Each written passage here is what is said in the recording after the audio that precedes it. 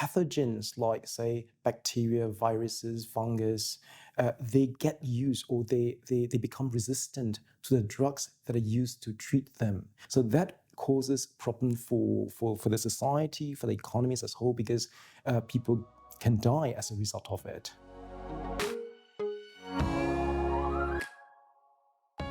Today, we are talking about a looming health crisis, and one that has significant implications for us as a population, the economy, and much more. That's antimicrobial resistance. I'm joined in the studio today by Damien Ung, next generation research analyst here at Julius Baer, and Lawrence Kellenberger, who is the Chief Scientific Officer at Basilea. So this is one of the most significant health crises that we face, but I think it's one that people don't know very much about. So maybe I pass over to you two as the experts to give a brief introduction to what actually we are looking at and talking about when we're saying antimicrobial resistance. Right. So now at the introduction of the antibiotics, you had a surgery, anything, if there was an issue, antibiotic. And really amazing drugs, they cure. They're one of the few drugs that actually cure the disease. They remove the disease and do not just treat symptoms. So it was used widespread in human medicines, but also in veterinary medicines. Through that, the resistance got stronger and stronger because of the use. The bacteria under the pressure, they develop, they fight against basically the antibiotics. And suddenly, now if you have a urinary tract infection, a hip replacement, a lung infection, quite common, certainly in this modern world, suddenly the antibiotics don't work anymore and becomes, again, risky to have such an infection. I would say it's generally dangerous. I mean, at the moment, we still can treat a lot of infections by combinations, the newer drugs, but there's really a lack of new drugs. And so this resistance, the AMR, will increase and will become more and more a problem. What are the economic implications if we don't find a solution to AMR? By the year 2050, in a so-called low AMR scenario, the economic impact is about 1.1% of the global GDP will be declined, right? And in a so-called high AMR scenario, that 1.1% will raise up to actually 4%. And in particular, the low-income countries will be particularly be affected. So that's roughly, up to 6% even of their GDP will be affected versus that of, the high-income countries of, roughly 3%.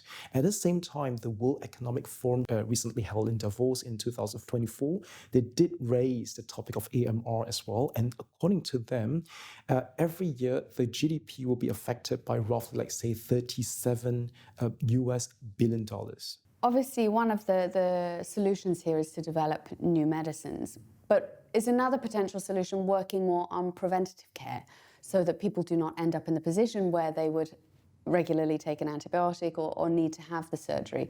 How can we encourage that side of things? You've raised a very good question, Emily, because to do that, I think that's the importance of healthy living, right? Because the concept of healthy living, because that includes, for example, the aspect of good nutrition. We have to pay more attention to nutrition. We have to make sure that we get all the vitamins, whether it's in terms of macronutrients or micronutrients. Then we also have to take into consideration of actually doing enough sports, for example, right? I mean, running, jogging, or doing some kind of actually cardio activities that is good for us. And when it comes also to the part on mental health, for example, to do relax, maybe in the form of yoga, for example, some activities that make us relax and not so overly stressed. So all these together holistically, we can actually try to, individuals will have a better chance of actually push backward to ward off the onset of certain health conditions related to aging, like chronic diseases, cancer, for example, especially diabetes. So these are definitely some of the steps that individuals can undertake, especially when it comes to preventive care. What are the most important things that our listeners should be remembering from our discussion? What do we really want to hammer home to people about AMR? First of all, we should be aware of the value of antibiotics, and we should make sure that we can preserve that important drug in modern medicine. So that's one thing. Then being aware that resistance is a problem. And I think the third thing is that it's really the request from not just one player, but it's really several players who have to come together.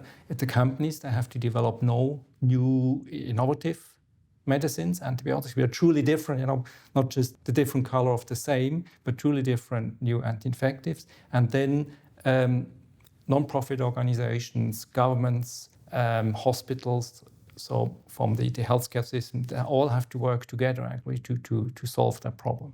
And I think also, like, in addition to, say, collaboration among all the different stakeholders in the value chain, the entire value chain, I think it is also very important, the role that technology can play in all of this, right? Especially when it comes to drug discovery process. Because just recently, at the beginning of this year, I think some scientists in Switzerland, also in the US, they have actually discovered an entirely new class of antibiotics. So thanks to, we can actually say, artificial intelligence.